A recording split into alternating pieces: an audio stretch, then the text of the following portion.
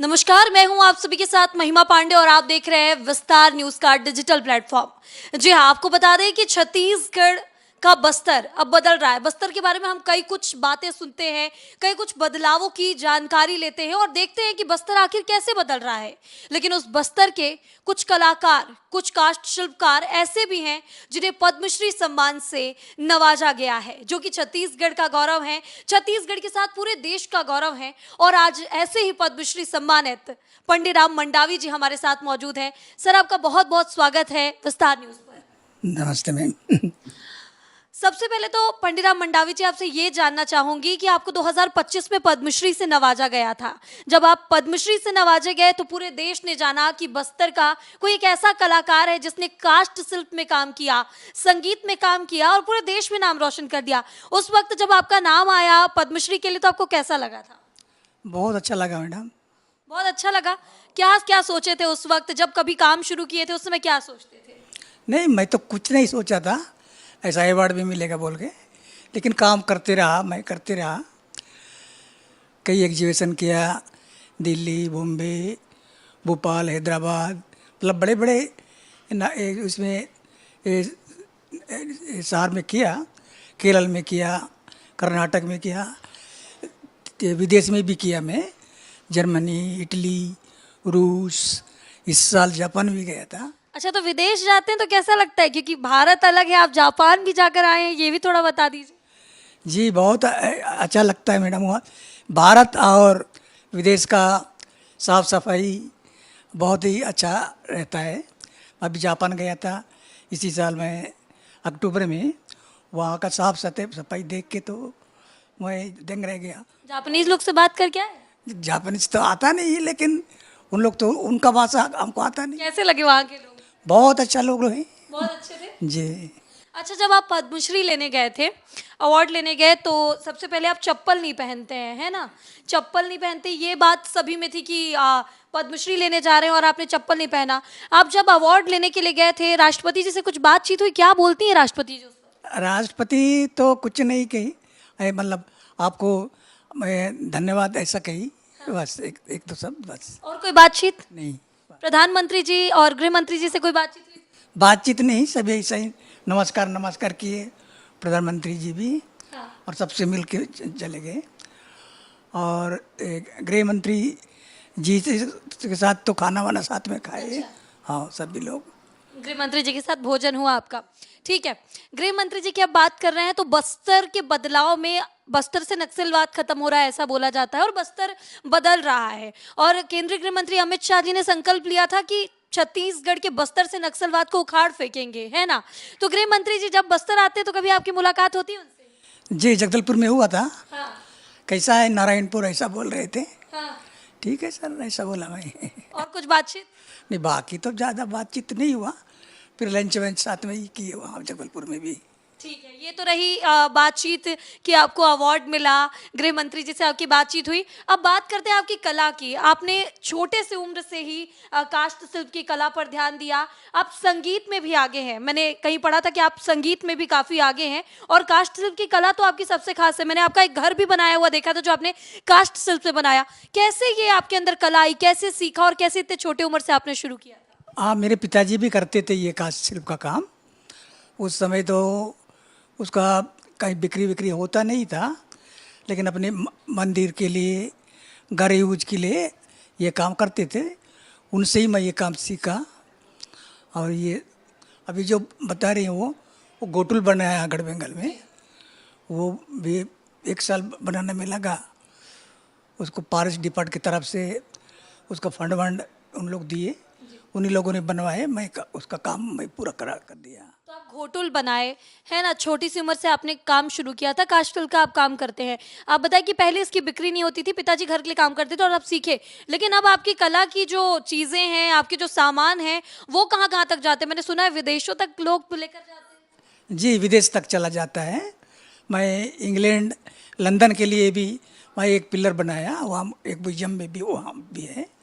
और हमारे हमारे देश में तो, भारत में तो कई जगह है मेरा सामान। बॉम्बे, दिल्ली, हैदराबाद, केरल, कर्नाटक, उड़ीसा, भुवनेश्वर वगैरह खजुराहो में, म्यूजियम में भी है, कई जगह है मेरा। अच्छा, मैंने ये भी पढ़ा था कि आपने 1000 से ज्यादा लोगों को प्रशिक्षण दिया है अपने जीवन में। 1000 से ज्यादा लोगों को आप काम सिखा चुके हैं। जी, अभी भी 1 जून से भी हमारे छत्तीसगढ़ का मुख्यमंत्री जी आए थे 1 जून को, वहाँ अबुझमाड़ गारपा में। वहाँ के अबुझमाड़ के लोगों को आजकल सिखा रहा हूँ, अभी भी प्रशिक्षण चालू है। उधर मेरा लड़का देख रहा है, मैं इधर आया हूँ। अच्छा, वहाँ के अबुझमाड़िया लोगों को अभी भी हमारा काष्ठ शिल्प का प्रशिक्षण चालू है, सिखाओ बोले हैं मेरे को। और कलेक्टर मैडम नारायणपुर की बोली कि इनको सिखाओ अभी, अच्छा। और 1-2 गांव में और सिखाओ, ऐसा बोल रही है अभी। तो इससे क्या आपको कुछ आय होता है? प्रशिक्षण देते हैं तो कुछ है आपका ऐसा किसी कार्यक्रम के तहत आप भी सिखाते हैं? अभी तो मैडम अभी 1 महीना, अभी 7 तारीख को होगा। अब इसका कुछ देंगे, सरकार की तरफ से देंगे उनको। उनको सीखने वालों को तो महीने का 3,000 देंगे शायद, और मेरे को कितना देंगे पता नहीं, लेकिन देंगे। बिल्कुल, जैसे आप पहले काम करते थे, पहले कई चीज़ें थी जो लोगों तक नहीं पहुंचती थी, जैसे काष्ठल का ही आपने काम किया उन लोगों तक। अब आप बता रहे कि आप विदेश जाते हैं, लोगों को प्रशिक्षण देते हैं, तो अब क्या इससे जो बाकी लोगों को भी आप प्रशिक्षण दे रहे हैं, इससे रोजगार का साधन बढ़ा है? आप क्या देखते हैं इसमें? तो रोजगार तो थोड़ा, इसके लिए मार्केट का थोड़ा कम है। मार्केट होने से बहुत ज़्यादा इसका डिमांड भी होता, और लोग भी सीखना चाहते। कई लोग नहीं सीखना भी चाह रहे हैं, इसको सीखेंगे, मार्केट नहीं है तो कहाँ बिकेंगे, कहाँ बेचेंगे, ऐसा सोच रहे हैं। अगर मार्केट अगर अच्छा हो जाता तो इसका सीखने वाले भी और इंटरेस्ट लेते। आपने क्या कोई घर पे शॉप खोल रखी है, कोई दुकान खोल रखी है? अपने सामान कैसे आप वो करते हैं? हाँ, मेरे पास अभी ये शासन की तरफ से मेरे को कुछ मदद मिला, 10.5 लाख रुपया। उसका एक शोरूम टाइप का भी बनाया हूँ। अब भी बनाया हूँ फिलहाल, अभी पूरा थोड़ा नहीं, थोड़ा बाकी है, सब हुआ है। अपने गांव में ही शोरूम बनाया? गांव में, वहाँ मेरा लड़का पेंटिंग करता है, अच्छा। लड़की लोगों को भी सिखाता है, पेंटिंग भी सिखाता है। तो अपने बेटे को पारंगत कर दिया है आगे के लिए? हाँ, वो पढ़ाई भी किया फाइन आर्ट का कैरागढ़ में। वो लकड़ी का भी जानता है, पेंटिंग जानता है। अच्छा। लड़की लड़का लोगों को सिखाता भी है वो अलग से मेरे घर में। बिल्कुल, मतलब मैं कभी बस्तर आऊंगी तो आपके ज़रूर आऊंगी शोरूम में, क्योंकि शोरूम के बारे में सुनने के बाद मुझे लग रहा है कि आपके शोरूम आना चाहिए। किस किस तरह की आर्ट है आपके पास अभी शोरूम में? किस किस टाइप की आर्ट? अभी तो मेरे पास पेंटिंग है, जी। पेंटिंग है। लकड़ी का सामान तो अभी थोड़ा कम है, क्योंकि मेरा वर्कशॉप को तोड़ दिया था, तो थोड़ा काम कम किया था। लेकिन बहुत सारा सामान मिलेगा, पिल्लर वगैरह वगैरह है, बड़े बड़े मूर्ति वगैरह हैं। परिवार में कौन कौन है सर? सब मेरे बीवी बच्चे सब है। कितने बच्चे हैं आपके? मेरे तो 5 लड़के 2 लड़की। तो सारे लड़कों को आपने आर्ट सिखाया? सबको आता है कास्टल का काम? नहीं, 3 लड़के जानते हैं मेरे काम। हाँ। एक बड़ा लड़का मेरा टीचर है, अच्छा, और 2 एक जन खेती काम करते हैं। मतलब आपने बच्चों को अच्छे से पढ़ाया लिखाया जी जी जी। है ना? लड़की लोग भी MA BA किए हैं सब। अच्छा। जी। तो आप इतने छोटे से गांव से आते हैं, बस्तर के गांव से आते हैं, और पहले का जो बस्तर है वो बहुत अलग था, और उस वक्त मुझे लगता है कि बच्चों की पढ़ाई में बहुत दिक्कत आती होगी, क्योंकि आज भी हम देखते हैं कई गांवों में अभी भी पुल नहीं है, सड़क नहीं है। तो आपने कितनी कठिनाई पार करके अपने बच्चों को शिक्षा दी, और जो बच्चे शिक्षा नहीं ले पा रहे हैं उनके लिए भी सर कुछ संदेश दीजिएगा, क्योंकि आपने उस जमाने में अपने सभी बच्चों को शिक्षा दी है। हाँ, उस समय तो रोड नहीं था, सब कुछ नहीं था उस समय, परिस्थिति नहीं आता था। लेकिन अभी तो रोड वोड सब बना है। अब ठीक है। अभी तो पढ़ना चाहिए सभी लोगों को, पढ़ाई सबकी ज़रूरत है। खेती के लिए भी पढ़ाई ज़रूरत है, बिजनेस के लिए भी ज़रूरत है, पढ़ाई सब काम के लिए ज़रूरत है। अच्छा, एक चीज़ ये, नक्सलवाद के दंश से बस्तर जो है वो बहुत दिन तक नक्सलवाद का दंश झेला, और अभी बोलते हैं कि बस्तर बहुत बदल गया। अब बस्तर से नक्सलवाद कहीं ना कहीं समाप्त हो गया है। तो पहले कभी क्या आपकी मुलाकात कभी नक्सलियों से हुई? कभी कोई आपका आमना सामना हुआ?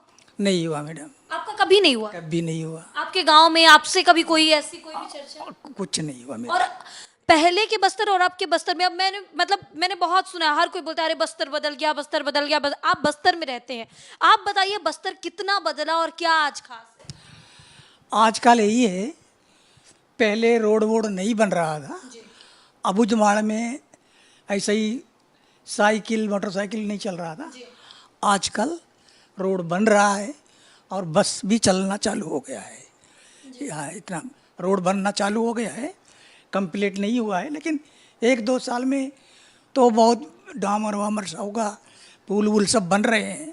थोड़ा अधूरा है अभी तो, रोड वोड बन रहा है मतलब। सर ये भी बता दीजिए कि अब चप्पल क्यों नहीं पहनते? हर कोई यही पूछता है कि आप चप्पल नहीं पहनते हैं, तो क्या चप्पल के लिए कोई प्रण वण है या फिर आप चप्पल के पीछे कोई और ही कहानी बता दीजिए अगर कुछ है। नहीं, कोई कहानी नहीं है, मेरे को बचपन से आदत नहीं है तो नहीं पहन रहा हूँ ऐसा। कभी पहन के देखिए, कभी ट्राई भी करके देखिए किसी के? एक आध बार मैं पहन के देखा।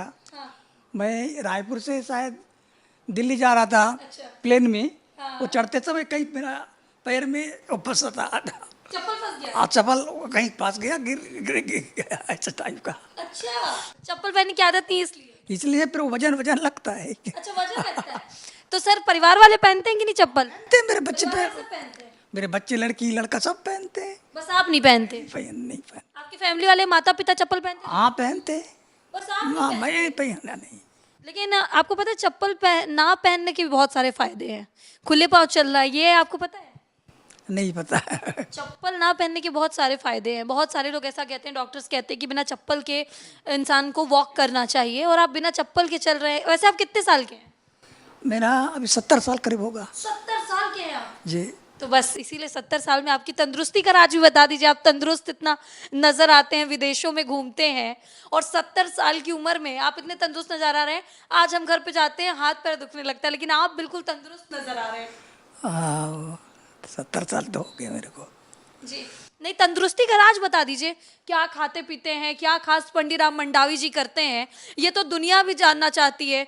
तो क्या खाते पीते हैं, चप्पल तो नहीं पहनते, इसका तो राज बता दिया। इतने तंदुरुस्त 70 साल में कैसे हैं?